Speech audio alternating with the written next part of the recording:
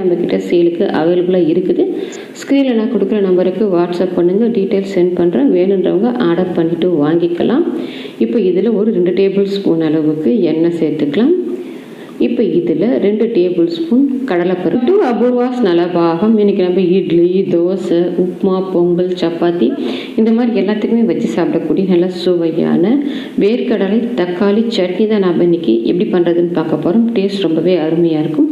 நான் இன்றைக்கி பார்த்தீங்கன்னா மொறு தோசையோடு வச்சுருக்கேன். வாங்க இப்போ எப்படி பண்ணலான்னு பார்க்கலாம். இப்போ இதில் ஒரு 2 டேபிள் ஸ்பூன் அளவுக்கு எண்ணெய் சேர்த்துக்கலாம். இப்போ இதில் 2 டேபிள் ஸ்பூன் கடலைப்பருப்பு சேர்த்துருக்கேன். இப்போ இந்த கடலைப்பருப்பு நல்லா கோல்டன் கலரில் ஃப்ரை பண்ணிக்கலாம். இப்போ கடலைப்பருப்பு நல்லா கோல்டன் கலரில் ஃப்ரை ஆகிடுச்சு. இப்போ இது கூடவே வறுத்து தோல் எடுத்து வேர்க்கடலை 3 கைப்பிடி அளவுக்கு சேர்த்துக்கிறேன். நான் வறுத்து தோல் எடுத்துருக்கிறதால கடலைப்பருப்பு செவந்த பிறகு சேர்த்துக்கிறேன். இதையே நீங்கள் பச்சை வேர்க்கடலை சேர்க்குற மாதிரியே இருந்ததுன்னா கடலைப்பருப்பு வேர்க்கடலை ரெண்டுத்தையும் ஒன்றா சேர்த்து வறுத்து விட்டிங்கன்னா அதோட பச்சைத்தன்மையெல்லாம் போயிடும். கரிஞ்சிடாமல் அடுப்பை மீடியம் ஃப்ளேமில் வச்சுட்டு நல்லா பச்சைத்தன்மை போகிற வரைக்கும் வறுத்துக்கலாம். இப்போ நான் வறுத்த வேர்க்கடலை சேர்த்துருக்கிறதால அப்படியே 2 நிமிஷத்துக்கு மட்டும் நான் இதை கலந்து விட்டுக்கிறேன். இப்போ இதில் காரத்துக்கு 5 வரமிளகாய் சேர்த்துருக்கேன். நீங்கள் உங்கள் காரத்துக்கு தகுந்த மாதிரி வரமிளகாவை சேர்த்துட்டு அதோட பச்சைத்தன்மை போக நல்லா ஃப்ரை பண்ணிக்கோங்க. இப்போ இதில் வரமிளகாய் ஃப்ரை ஆன பிறகு ஒரு பெரிய சைஸ் வெங்காயம் மெல்லுசாக கட் பண்ணியிருக்கேன். அதை சேர்த்துட்டு வெங்காயம் கண்ணாடி பதத்துக்கு வர்ற அளவுக்கு வதக்கிக்கலாம். வெங்காயம் ரொம்ப நல்லா வதங்கணும்னு அவசியம் இல்லை. இப்போ பார்த்தீங்கன்னா உங்களுக்கு தெரியும், லேசாக நிறம் மாதிரி வெங்காயம் கண்ணாடி பதத்துக்கு வந்துடுச்சு. இப்போ இதில் ஒரு பெரிய சைஸ் தக்காளி, ஒரு வெங்காயம் ஒரு தக்காளி சேர்த்துக்கிட்டிங்கன்னா போதும். இந்த சட்னி பார்த்தீங்கன்னா ஒரு 4லேருந்து 5 பேர் தாராளமாக சாப்பிடலாம். நீங்கள் உங்கள் தேவைக்கு தகுந்த மாதிரி எல்லா பொருட்களையும் கம்மி பண்ணி சேர்த்துக்கலாம்.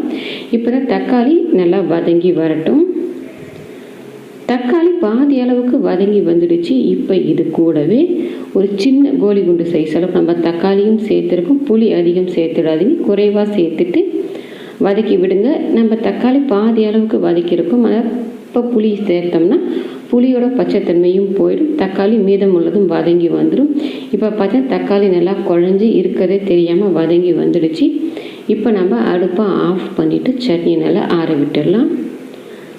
சட்னி நல்லா ஆறின பிறகு அதை ஒரு மிக்சி கப்பில் மாற்றிட்டு வச்சுருக்கேன். அது கூடவே இந்த சட்னிக்கு தேவையான அளவுக்கு உப்பை சேர்த்துட்டு கொஞ்சமாக தண்ணி சேர்த்து லேசான கொரகொரப்பு இருக்கிற மாதிரி அரைச்சிக்கோங்க. ரொம்ப நைஸாக அரைக்க வேண்டாம். இந்த சட்னி கொஞ்சம் கொரகொரப்பாக இருந்ததுன்னா நல்லாயிருக்கும். இப்போ சட்னி பார்த்திங்கன்னா நான் கொஞ்சம் லேசான கொரகொரப்பு இருக்கிற மாதிரி அரைச்சி எடுத்துகிட்டு வந்திருக்கேன். இப்போ இந்த சட்னியை வேறு ஒரு பாத்திரத்துக்கு நம்ம மாற்றிக்கலாம்.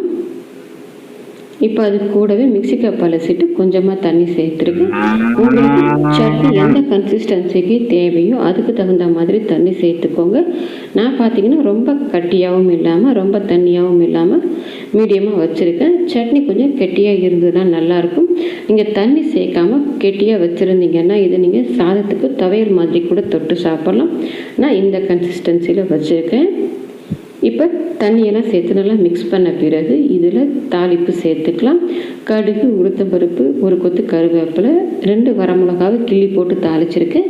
இதில் காரமெல்லாம் வராது, அந்த வாசனைக்காக தான் வரமிளகா சேர்த்துருக்கேன்.